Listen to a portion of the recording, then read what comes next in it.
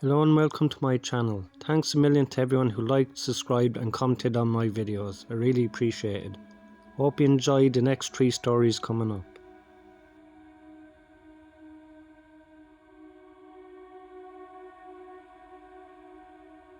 I work as a cybersecurity analyst for a large office company in my town. I had just started off my first job in the field, so of course I had to work the shift that nobody else wanted to do. Working overnight wasn't as terrible as I thought. It was actually quite peaceful.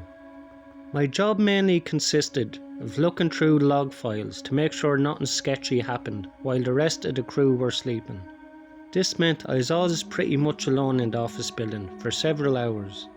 I'd fall asleep pretty often, as staring at a screen for hours on end in the middle of the night was very hard on my eyes. And with nobody there to keep me company, staying awake wasn't very easy.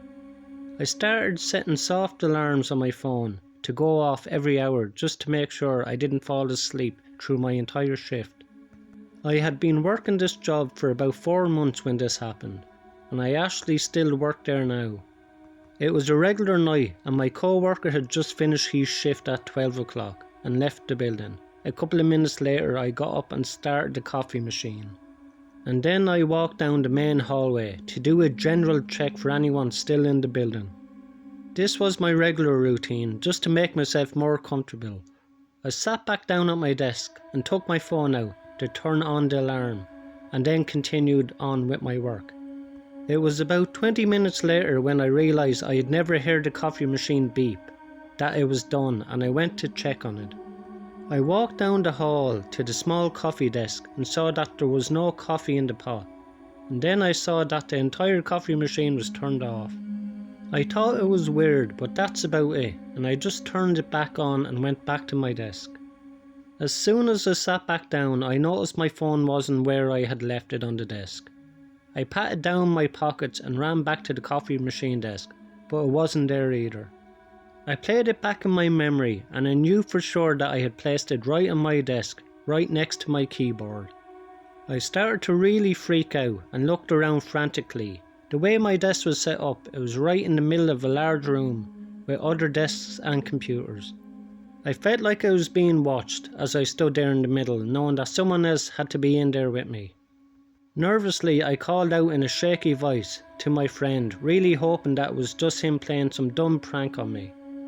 I waited for a few seconds, but there was no reply. As I stood by my desk, another few seconds went by before I heard a soft shuffling coming from behind the desk in the far corner.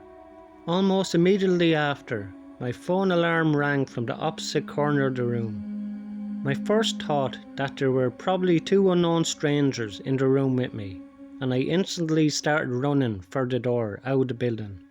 I didn't hear any footsteps behind me as I made it out, but I didn't take any chances.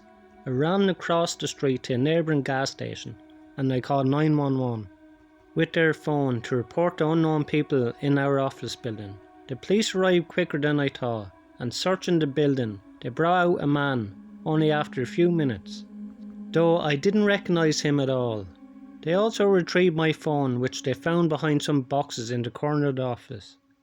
He was also found with a small knife in his pocket. The next day we got a lot more information about what really took place. Apparently the man was an old employee who had been fired recently before I started working there. The man told the police he was trying to scare me in order to get me to leave the building so that he could take back his company laptop. Apparently he had the information that he wanted from it. At least those were his claims. Thank God nothing bad happened to me that night after.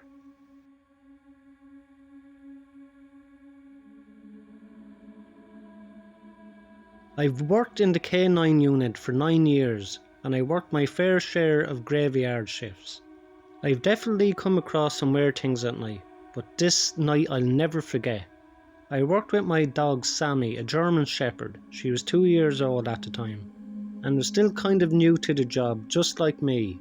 I was driving down the road surrounded by crops when I spotted a suspicious looking white van parked inside the crops with both doors open. I flashed my lights to try and draw out whoever was there, but nobody came out, so I parked and scanned the place out quickly. Nobody was in sight, so I took Sammy with me to track down the driver of the van. Sammy started going crazy when we reached the trunk of the van. She was pulling so hard she almost broke off the leash. I opened the trunk to the van, and a blast of foul air hit me in the face. I almost passed out from the mix of the horrible smell and the pure shock of what I saw in the trunk. I counted 7 full body bags, each with a pair of feet sticking out at the bottom. I requested immediate backup with my radio. I heard the sound of a twig snapping nearby and Sammy just lost it. I lost grip of the leash and she took off. Into the crops. I pulled out my gun and followed the sounds of her barking. As each and every crop hit me in the face, I felt as if someone would reach out and grab me. I stopped when I could no longer hear Sammy's barking, but as I stopped, the sound of movement did not. I realised I heard movement in all directions. I had never experienced such fear in my life. I stood still as a movement around me stopped, and then out of nowhere I felt 2 arms wrapped around my throat. I couldn't breathe, I couldn't fight. I was going to die, and then I heard the sound of Sam's bark followed by the scream of a man that was choking me. Sandy bit down on his leg. The next thing I did is something that I still question if it was appropriate doing to this day. I turned around and pulled the trigger, killing the man. I grabbed Sammy by the leash and ran all the way back to the car. I could tell that people were following us from behind. I managed to make it back to the car safely and drove a 1/4 mile down the road. I didn't stop to see which way they went. I didn't hold my ground. I fled like a coward. I cared much more about our lives than I did this job, and I still say that today. But it still pains me knowing how much of a coward I was. Backup arrived shortly, but the van was gone. I even failed to get the plate number on the dashcam video, or even just writing it down. This was within my first few months on the force, but it still made me feel absolutely shit for months to come. I, someone who sworn to protect, let a van full of killers get away.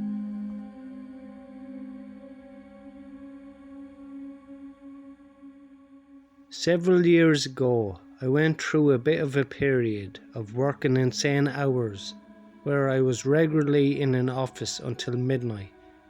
Usually I was in the building all by myself, after everyone else left about 6 p.m. 6 hours earlier, that suited me as well. I could crank up the speakers and listen to music and get more work done, uninterrupted by any of my workmates or colleagues. One night at about 10 p.m. I paused the music and went to the kitchen to get myself a coffee. Then all of a sudden I heard a voice coming from my office saying, "Hey." It was very loud. There was no mistaking it. It was a male voice. I nearly crapped myself.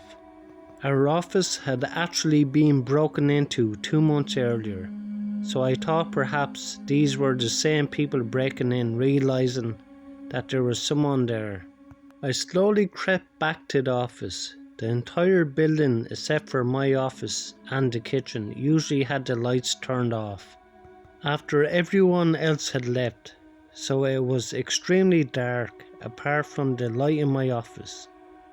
As I was sneaking back, I heard some more distinctive but very loud rumbling coming from my office. I finally got to the corner where I could peek through the glass walls. There was no one there. I found out quickly where the noise came from.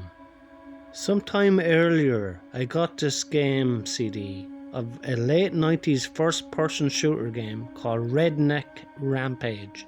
The CD came with a screensaver that I ended up installing on my office PC. The screensaver was just one of those characters from the games, wandering across the screen occasionally, farting and occasionally saying "hey." I never actually heard this before, but I usually had the sound off during the day and didn't usually take long enough breaks at night for the screensaver to actually kick in. After this, I laughed to myself for the rest of the shift. Thanks again to anyone who liked, subscribed and commented on my videos. I really appreciate it.